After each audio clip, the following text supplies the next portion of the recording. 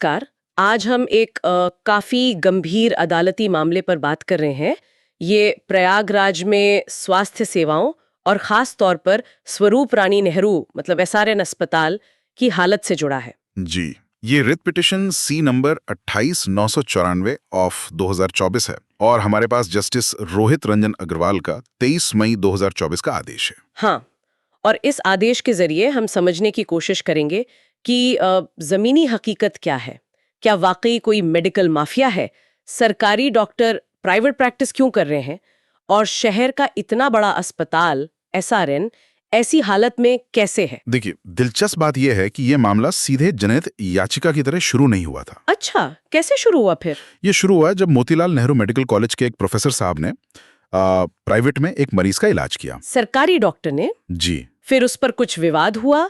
मामला पहले district consumer forum गया, फिर स्टेट कमीशन, और आखिरकार जब ये हाई कोर्ट पहुंचा तब जाकर इसने एक कह सकते हैं जनहित याचिका का रूप लिया। और फिर ये सारी बातें सामने आईं और कोर्ट ने जो कहा है वो तो मतलब चौंकाने वाला है। आदेश के शुरू में ही लिखा है कि प्रयागराज मेडिकल माफिया की गिरफ्त में है। ये तो बहुत ही संगीन बात है। बिल्कुल, मेडिकल माफिया, कोर्ट का ये शब्द इस्तेमाल करना ही अपने आप में बड़ी बात है। इशारा साफ है कि कोई गठजोड़ है, दलाल, डॉक्टर, प्राइवेट अस्पताल, जो शायद मरीजों को सरकारी सिस्टम से बाहर खींच रहे हैं। हाँ, और आदेश में एसआरएन अस्पताल का जिक्र है कि वहां से मरीजों को, खासकर गरीब मरीजों को, दलाल प्राइवेट अस्पतालों में ले जा रहे हैं। जी बिल्कुल। और साथ ही ये बात भी सामने आई कि सरकारी डॉक्टर, मतलब जिन्हें सरकार से तनख्वाह मिलती है, वो प्राइवेट प्रैक्टिस में लगे हुए थे। हालांकि कोर्ट की पूछताछ के बाद कुछ पर एक्शन हुआ भी है, निलंबन, विभागीय कार्रवाई, ये सब शुरू हुआ है। तो एक तरफ ये दलाली और प्राइवेट प्रैक्टिस का खेल, और दूसरी तरफ खुद अस्पताल की क्या हालत मिली जब कोर्ट ने एमिकस क्यूरी को भेजा जांच के लिए? हालत कह सकते हैं बहुत ज्यादा खराब मिली। शुरू में तो प्रिंसिपल साहब ने एक अच्छी तस्वीर पेश करने की कोशिश की, जिसे कोर्ट ने गुलाबी तस्वीर कहा। अच्छा, मतलब सब ठीक दिखाने की कोशिश। हाँ बिल्कुल। लेकिन एमिकस क्यूरी की रिपोर्ट और फिर खुद सुपरिटेंडेंट ने जो माना, वो कहानी बिल्कुल अलग थी। जैसे ओपीडी सुबह 8 बजे खुल जानी चाहिए, पर डॉक्टर वो 9 बजे के बाद ही आ रहे थे।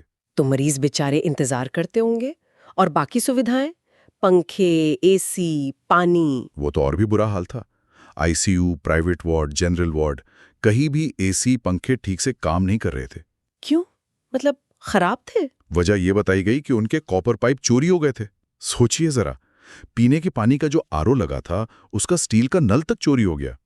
उसकी जगह प्लास्टिक का नल लगा दिया था। हे भगवान, ये तो अविश्वसनीय है। और दवाइयों का क्या? दवाइयों पर भी विरोधाभास था। सुपरिटेंडेंट ने कहा 80% दवाएं हैं, पर एमिकस क्यूरी ने देखा कि मरीज पैरासिटामोल जैसी मामूली दवा भी बाहर से खरीद रहे हैं। ओह। पर जनौषधि केंद्र, वो अक्सर बंद ही मिला जब निरीक्षण हुआ। तो दावे और हकीकत में बहुत फर्क था। और जांच की मशीनें, एक्सरे, अल्ट्रासाउंड? वहां भी हालत पतली थी। 5 एक्सरे मशीनें हैं, लेकिन चल सिर्फ 2 रही थीं। सिर्फ 2? हाँ, और मजे की बात यह है कि 5 का एनुअल मेंटेनेंस कॉन्ट्रैक्ट है। मतलब पैसा जा रहा है रखरखाव का, पर मशीनें चल नहीं रही हैं। कमाल है। अल्ट्रासाउंड में भी यही हाल, 5 में से सिर्फ 2 चल रही थीं। हाँ, 2 पोर्टेबल मशीनें अलग थीं, और एक रेडियोथेरेपी मशीन जो 2016 में आई थी केंद्र सरकार से। 2016 से? जी, वो आज तक चालू नहीं हुई, क्योंकि उसके लिए जो जरूरी इंफ्रास्ट्रक्चर चाहिए वो बना ही नहीं। 8 साल से मशीन पड़ी है। बिल्कुल। इसके अलावा सीवेज जाम, अंदर की सड़कें टूटी फूटी, मुर्दा घर के पास बहुत गंदगी, और तो और अस्पताल के अंदर ही प्राइवेट डायग्नोस्टिक सेंटरों के दलाल घूमते मिले। अस्पताल के अंदर दलाल? ये तो हद है। कोर्ट ने क्या कहा इस सब पर? टिप्पणी की, कहा कि अस्पताल कम, मुर्दा घर ज्यादा लगता है। मुर्दा घर? जी। कोर्ट ने सिर्फ अस्पताल प्रशासन को ही नहीं, बल्कि राज्य और जिला प्रशासन और यहाँ तक कि प्रयागराज के जनप्रतिनिधियों को भी फटकार लगाई कि आप लोग क्या कर रहे हैं? हाँ, कि शहर इतना महत्वपूर्ण है, महाकुंभ 2025 आने वाला है, और आप लोग एक बुनियादी सरकारी अस्पताल ठीक से नहीं चला पा रहे।